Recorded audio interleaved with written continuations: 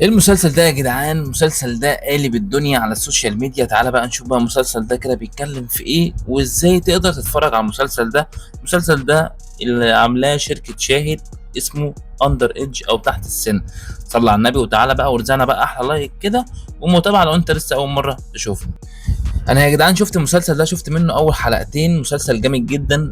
ميزه المسلسل ده وحلاوته اللي هو كل حلقه تلاقي كده فيها لغز وفيها حكايه تخليك انت تلف حول نفسك وعايز تعرف البنت دي اختفت ازاي. فكره المسلسل مبنيه على احداث حقيقيه عن مجموعه من البنات موجودين في مدرسه خاصه بس للبنات بس مش اكتر.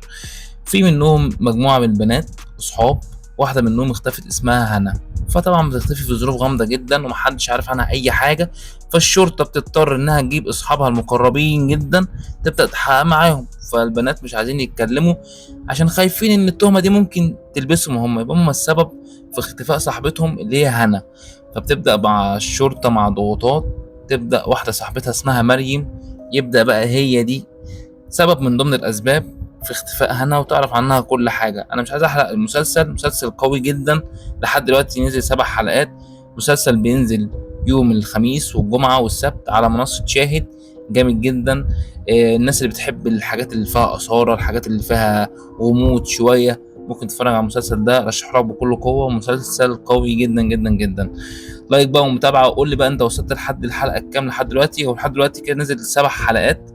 قول لي بقى وصلت الحلقه الكام وايه رايك في المسلسل، ولو حابين نلخص كل حلقه بحلقتها مفيش اي مشكله خالص. بس عرفنا نقول الكومنتات ولايك بقى ومتابعه عشان عايزين نوصل 2000 اخ واخت في اقرب وقت ممكن.